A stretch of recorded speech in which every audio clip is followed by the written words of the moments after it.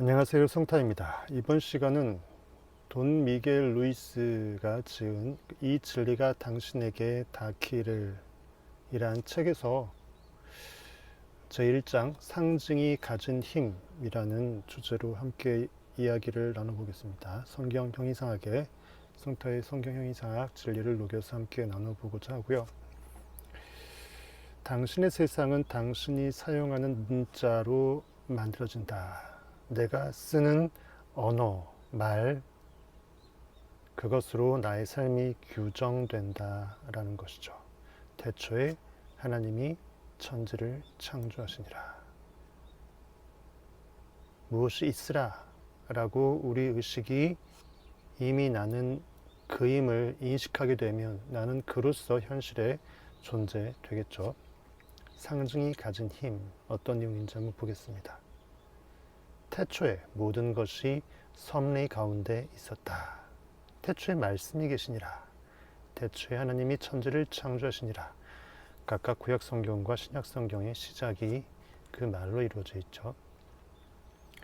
당신은 당신을 잃었다라는 제목입니다. 태어난 순간부터 당신은 세상을 향한 하나의 의미였다. 그 의미란 무엇일까? 아기의 몸으로 태어난 당신 자신이다.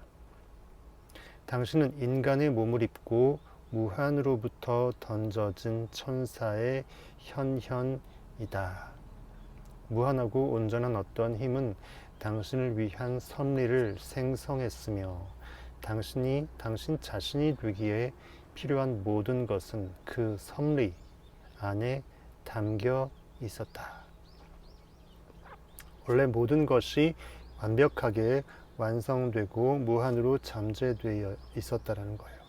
당신은 태어나고 성장하며 짝을 만나고 나이가 든다. 그리고 마침내 무한으로 회귀한다.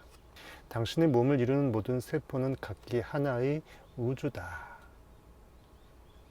세포들은 지적이고도 온전하여서 무엇으로도 존재할 수 있도록 만들어졌다. 여러분의 하나의 의식세포가 하나님의 완전체라는 거예요. 완벽한 프랙탈이라는 것입니다. 부분은 전체이고 전체는 부분이기도 하다라는 거예요. 당신이 누구든 당신은 당신이 되도록 만들어졌으며 스스로를 어떻게 생각하든 그 섭리는 변하지 않는다. 섭리는 생각이나 마음속에 들어있는 것이 아니다. 그것은 몸속에 있고 DNA라고 부르는 것들 속에 새겨져 있다.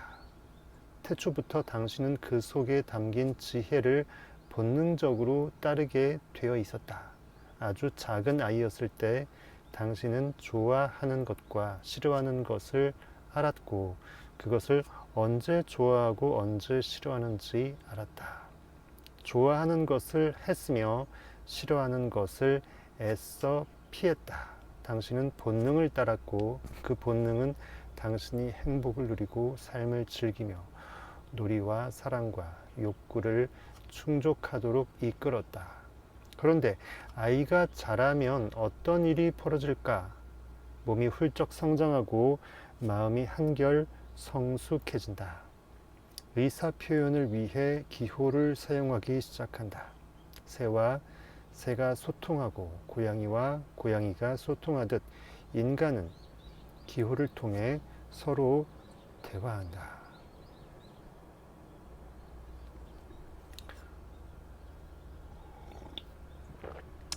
당신이 만일 섬에서 태어나 그곳에서 홀로 살아간다면 혹여 10년의 세월이 소요된다고 할지라도 눈에 보이는 모든 대상에게 이름을 지어줄 것이다. 성경 속에서 아담이 이름을 지을 때 하나님께서 아담이 이름 짓는 것을 보셨다라고 되어 있습니다. 그리고 그 이름을 사용하여 대화할 것이다. 일컫다, 네이밍하다, 정의 내리다. 그것을 그것이라고 전제 단정한다. 우리의 의식의 완벽한 판결권, 재판권을 말하는 것이죠. 비록 그것이 당신 혼자만의 언어라고 할지라도 말이다.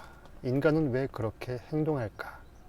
단지 쉽게 소통하기 위해서도 아니고 인간의 지능이 뛰어나서도 아니다. 인간은 누구나 자신을 위한 언어를 만들고 자신을 위한 상징 체계를 사용하도록 창조되었기 때문이다. 인간들은 수없이 많은 언어를 말하고 기록한다. 인간은 타자와의 소통뿐 아니라 자신과 소통하는 더 중요한 과업을 위해서 그것들을 만들어 왔다. 결국 내면의 나와의 대화라는 거예요. 상징, 이 심볼, 상징이라는 것은 우리가 말하는 소리일 수도 있고 신체로 만들어내는 동작일 수도 있으며 본래 그림의 일종이었던 글씨와 기호로 표현되기도 한다. 상징은 생각과 사물, 음악, 수학 등 모든 것을 표현하는데 그 중에서도 소리를 만들어내는 일은 모든 소통의 시발점이라고 할 수 있다. 그래서 성경은 태초에 문자가 계시니라 하지 않고 태초에 말씀이 계시니라라고 말한 것입니다. 즉 우리는 상징을 사용하기 위해 말하는 법을 배운다. 우리보다 먼저 세상에 온 사람들은 존재하는 모든 것에 이름을 붙여 놓았다. 사회적인 관습들이죠, 결국은. 그리고 그들은 각각의 소리가 가진 의미를 우리에게 가르쳤다. 알든 모르든 무의식 중 우리는 관습으로 세뇌됩니다. 이것은 테이블이고 저것은 의자라고 말이다. 사람들은 인어나 유니콘처럼 상상 속에서만 존재하는 것들에도 이름을 지어주었다. 우리가 배우는 단어들은 실제와 가상의 상징물을 모두 포함하기 때문에 배워야 할 이름들이 무수히 많다. 우리는 1살에서 4살 사이의 아이들이 세상의 상징 체계를 배우느라 애쓰는 모습을 본다. 이것은 매우 힘든 과정이지만 생각이 미쳐 자라기 전에 일이기 때문에 누구도 그 시간을 기억하지 못한다. 하지만 아이는 반복과 연습을 통해 마침내 엄마, 아빠 말하는 법을 배우고 만다. 아이가 말하는 법을 익히고 나면 어른들은 자신들이 아는 지식을 동원하여 훈육을 시작한다. 그리고 그 지식을 토대로 아이에게 세상의 이치를 가르친다. 한 시대의 구성원들은 그 시대의 문화로 통용되는 사회와 종교와 도덕의 원칙을 담은 수많은 지식을 품고 있다. 그들은 아이들을 불러 모아 지식을 전수하고 자신들과 같은 사람이 되도록 교육한다. 태어난 사회의 풍속에 따라 남자가 되거나 여자가 되는 법을 배운다. 그리고 한 사회에 속해서 올바르게 살아가는 방법을 배우고 좋은 사람이 되는 법을 익힌다. 여기서 우리가 알아야 할 진실, truth는 개나 고양이는 물론 모든 다른 동물들과 마찬가지로 인간도 처벌과 보상의 원칙에 의해 길든다는 것이다. 닭에게 모이를 주면 닭장 안에 가둬놓을 수 있다는 거예요. 아이는 어른들이 원하는 행동을 할 때 착한 아이라는 말을 듣는다. 어른들이 원하는 행동을 하지 않을 때는 나쁜 아이가 된다. 때때로 우리는 악하지 않아도 벌을 받고 선하지 않아도 보상을 받는다. 그런데 우리는 벌을 받는 것이 두렵고 보상을 못 받는 것이 불안해. 타인을 기쁘게 하고자 고민한다. 그리고 좋은 사람이 되고자 노력한다. 나쁜 사람은 보상을 받지 못할 뿐 아니라 처벌을 받기 때문이다. 길든다. 길든다는 것은 우리가 속한 가족, 사회의 모든 규칙, 그리고 가치가 우리를 통해 구현되는 것을 말한다. 우리는 스스로의 믿음을 선택할 기회를 가질 수 없었다. 스스로성을 인식할 수 있는 그러한 깜냥이 못 되었다라는 거예요. 그럴 계제조차 없었고 그럴 여유조차 없었다라는 것입니다. 내가 내 느낌을 스스로 선택할 수 있는 완벽한 자유자였음을 깨닫지 못했다라는 거예요. 무엇을 믿어야 하고 무엇을 믿지 말아야 할지를 타인을 통해 선택했기 때문이다. 현실의 결과물에 팩트에 반응만 하기 급급할 수밖에 없게끔 프레이밍 됐다라는 거예요. 사람들은 우리에게 무엇이 좋고 무엇이 나쁜지, 무엇이 옳고 무엇이 그른지, 무엇이 아름답고 무엇이 추한지에 대해 끊임없이 이야기한다. 우리는 마치 컴퓨터처럼 그들이 쏟아낸 정보를 머릿속에 전송받는다. 우리에게는 죄가 없다. 우리는 부모님이나 어른들의 말을 믿었을 뿐이다. 우리가 동의하면 그 정보는 우리의 두뇌에 저장된다. 우리가 배우는 모든 것은 우리가 동의함으로써, 받아들임으로써, 아닙니다. 동의함으로써 입력되고 우리가 동의함으로써 저장된다. 단 모든 정보는 우리의 관심을 끄는데 성공해야만 한다. 관심이라는 것은 어떤 대상에 생각을 집중하거나 실행할 방안을 모색하는 마음의 작용 때문에, 이 마음의 작용 가운데 하나이기 때문에 인간에게 매우 중요하다. 모든 정보는 관심의 작용에 따라 내부로 전달되거나 외부로 버려진다. 내 의식의 필터링이라는 거예요. 주파수 필터링입니다. 관심은 사람과 사람 사이에 메시지를 주고받는 통로가 된다. 그것은 하나의 마음을 다른 마음으로 연결하는 다리와도 같다. 우리는 소리나 기호, 상징 혹은 신체 접촉을 통해 소통의 다리를 연결한다. 그리고 관심을 끌 만한 어떤 상징물을 내보낸다. 이것이 우리가 누군가를 가르치고 누군가로부터 배우는 방법이다. 만일 우리가 누군가의 관심을 받지 못하면 아무것도 가르칠 수 없다. 선생님은 말하고 아이들은 나몰라라 떠들죠. 또한 우리 스스로가 어떤 것에 관심을 가지지 않으면 우리는 아무것도 배울 수가 없다. 어른들은 이런 관심의 작용을 이용하여 아이들의 내면을 세상의 상징물들로 꾸미도록 가르친다. 어른들은 소리의 상징 작용을 가르친 후에 가나다, ABC 등 기호로 말하는 것을 훈련시킨다. 아이들은 이제 전과 똑같은 소리를 들어도 문자화하여 습득하게 된다. 아이들은 상상력이 발달하고 호기심이 강렬해지면 여러 가지 질문을 던지기 시작한다. 묻고 또 묻고 계속해서 묻는다. 그렇게 세상 모든 곳에서 정보를 취득한다. 그리고 마침내 머릿속에서 스스로 기호를 사용하여 말을 할 수 있게 되었을 때 언어를 습득했다는 사실을 깨닫는다. 이때가 생각하는 법을 배우는 시기다. 그 이전에 우리는 생각을 하지 못한다. 의사소통을 위해 소리를 흉내내고 기호를 전달하지만 그 기호의 의미와 감정을 싣기 전의 삶은 단순하기 그지없다. 기호의 의미를 실을 수 있게 되면 우리는 삶에서 벌어지는 모든 일들을 설명할 수 있게 된다. 기호를 사용하여 실제하는 것에 대해서도 생각하고 실제하지 않는 것에 대해서도 생각한다. 예를 들어 우리가 아름다움과 추함, 마른 것과 뚱뚱한 것, 영리한 것과 어리석은 것 등을 상상하면 그것은 실제처럼 존재하게 된다. 왜? 인식은 유일한 있음이기 때문이죠. 당신도 이미 알고 있듯 우리는 우리가 습득한 언어를 통해서만 생각할 수 있다. 오랜 세월 동안 나는 스페인어만 사용했기 때문에 영어로 생각할 정도로 영어를 습득하는데 상당히 긴 시간이 소요됐다.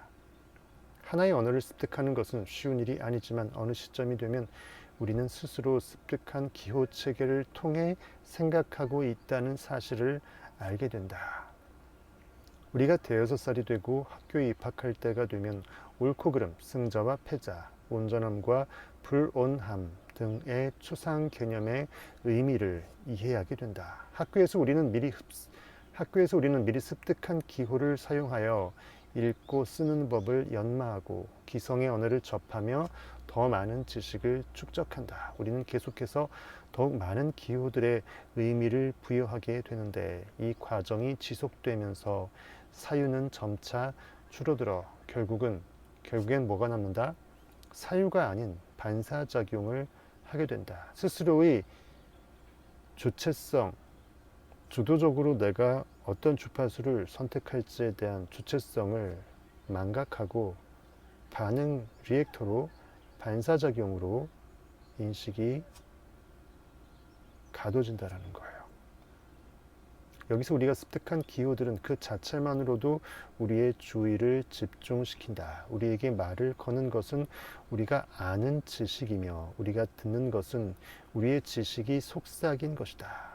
이렇게 지식이 우리 머릿속에서 속삭이는 것을 나는 지식의 목소리라고 부른다. 지식의 목소리는 어머니나 아버지의 목소리로 혹은 형제나 자매의 목소리로 수많은 발화자의 서로 다른 목소리가 되어 우리의 귓전에 쉬지 않고 속삭인다. 하지만 그 목소리는 실제하는 것이 아니다. 그것은 우리가 만들어낸 허상이다. 하지만 우리는 그것이 실제한다고 믿는다. 믿음의 힘을 통해 대상을 실제하도록 만들기 때문이다. 믿음은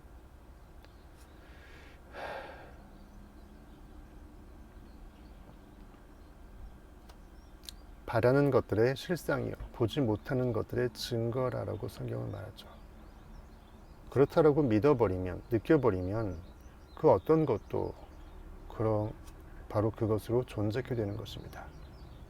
믿음의 힘을 통해 대상을 실제하도록 만들기 때문이다. 우리는 지식의 목소리가 말하는 것을 의심하지 않고 믿는다. 이때 주변 사람들의 생각이 우리의 생각을 지배하기 시작한다. 주변의 모든 사람이 우리에 대한 의견을 피력하며 우리가 누구인지를 이야기한다. 아주 어린 아이였을 때는 우리가 누구인지 알지 못한다. 나는 누구인가 생각조차 해볼 겨를이 없다라는 거예요. 우리가 우리 자신을 볼 수 있는 유일한 방법은 거울을 들여다보는 것인데 주변의 사람들은 자신들이 마치 우리의 거울이기라도 한 것처럼 이야기한다. 스스로의 생각할 필요성을 앗아간다라는 거예요. 어머니는 우리가 누구인지 이야기하고 우리는 어머니의 이야기를 신뢰한다. 얘야 가르침 받죠. 그 이야기는 아버지가 하는 이야기와도 다르고 형제 자매의 말과도 다르지만 우리는 그들 모두의 말에 동의한다. 사람들은 우리의 외모에 대해서도 이야기하는데 어린 시절에는 특히 더 스스럼 없이 이야기한다. 이것 봐, 내 눈은 엄마를 빼닮았고 내 코는 할아버지랑 똑같아.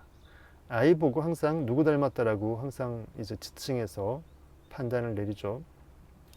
우리는 가족 구성원은 물론 학교 선생님과 고학년 선배들의 이야기에도 귀를 기울인다. 우리는 그들의 거울에 비친 우리의 모습을 보고 그것이 우리 자신이라는데 스스로의 의구심 없이 받아들여서 동의해버린다는 거예요. 동의를 해버리는 한 그것은 신념체계의 일부가 된다. 내가 그렇다라고 스스로 무의식 중 나를 프레이밍하는 신념체계로 그대로 편입된다는 것입니다.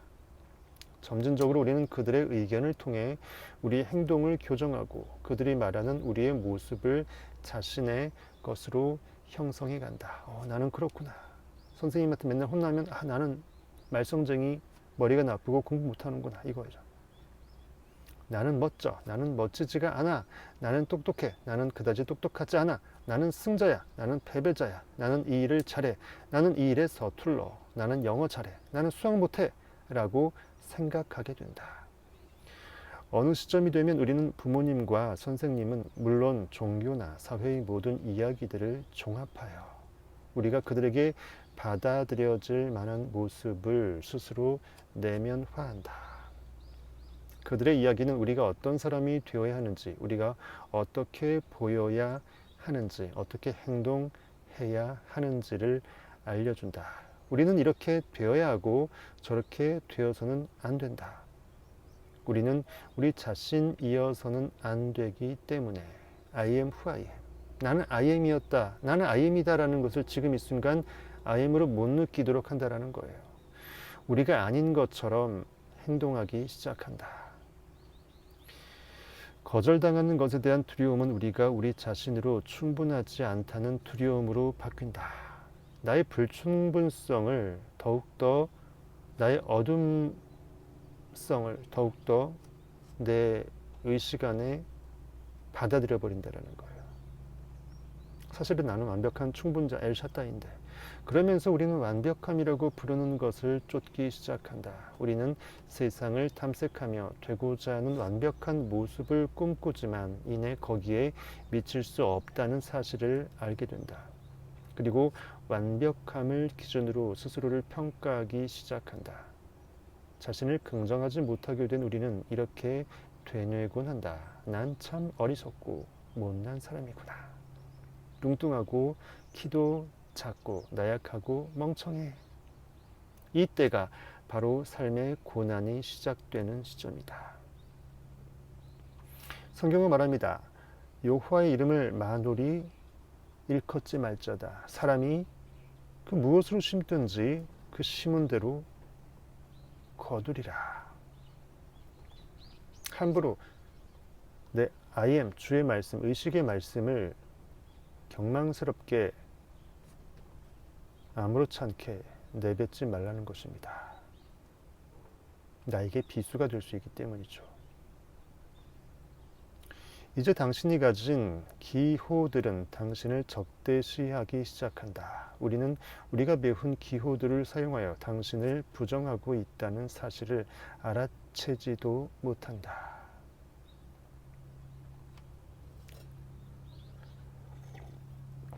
길들기 전에 우리는 우리의 외모가 타인에게 어떻게 보이는지 관심 갖지 않았다. 우리는 세상을 탐색하고 창의력을 발휘하면서 고통을 피하고 쾌락을 추구하도록 태어났다. 어린 시절 우리는 거칠 것 없이 자유로웠다. 자의식이나 자기 검열 없이 알몸으로 뛰어다녔다. 진실 속에 살았기 때문에 진실을 말했다. 우리의 관심은 생의 매 순간이었다. 지금 이 순간, 나를 지금 이 순간으로 항상 끌어올려서 느꼈다라는 거예요. 미래를 두려워하지 않았고 과거를 부끄러워하지 않았다. 길들은 후회. 우리는 다른 사람들에게 넉넉히 좋은 사람이 되고자 했지만 우리 자신에게는, 정작 나 자신에게는 더 이상 좋은 사람이 되려고 노력하지 않았다. 왜냐하면 완벽함이라는 이상적인 자아에 결코 부응할 수 없었기 때문이다. 수능의 과정에서 본래의 성향을 잃어버린 인간은 뒤늦게 잃어버린 것들을 찾기 시작한다. 우리가 자유를 추구하는 이유는 진정한 자신이 되는데 필요한 자유를 잃어버렸다고 생각하기 때문이다. 진리를 알지니, 너희가 진리를 정녕 알지니 그 진리가, 너희가 알아차린 그 진리가 너희를 비로소 자유케 하리라고 성경은 말하죠. 내가 진리였다라는 거예요. 진리는 내 안에 나로서 있었다라는 거예요. 나는 존재한다. 나는 존재한다. I am 자체가 완벽한 전부라는 거예요.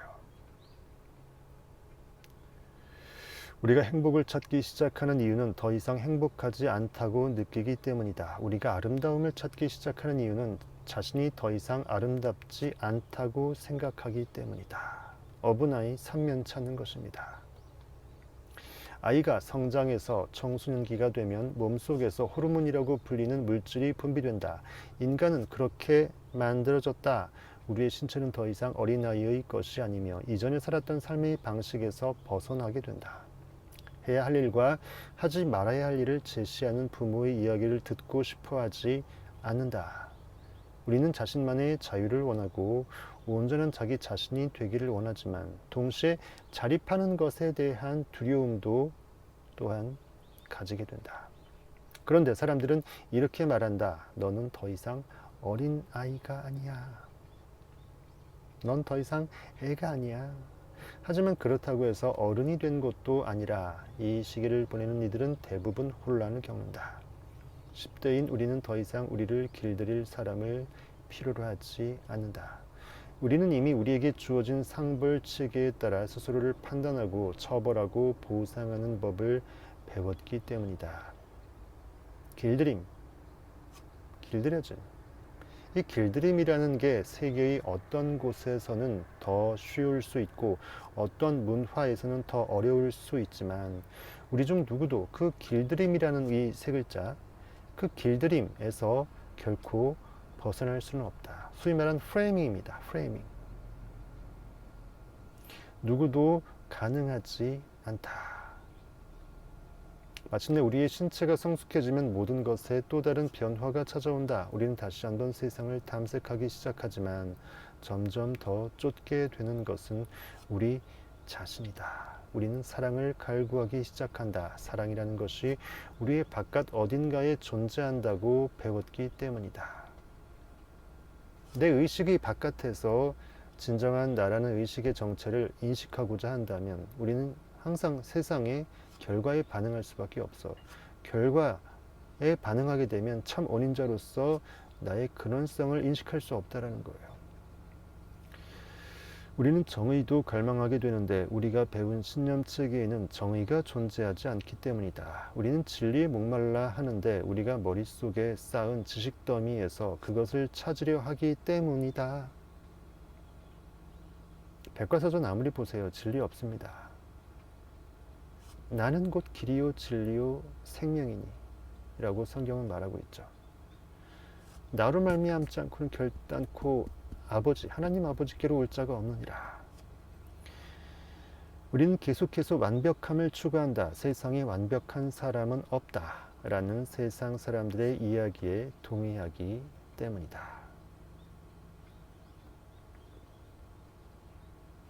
이렇게 이번 시간은 이 진리가 당신에게 닿기를 이라는 책에서 저자가 말하는 첫 번째 챕터 부분을 우리가 함께 나눠봤습니다. 나의 존재성, 이 언어라는 이 기호 상징이 가진 파워, 스스로 내가 무의식 중 나를 가둬버리는 프레임으로 길들여진 상태가 내가 스스로 자초한 것이라는 거예요.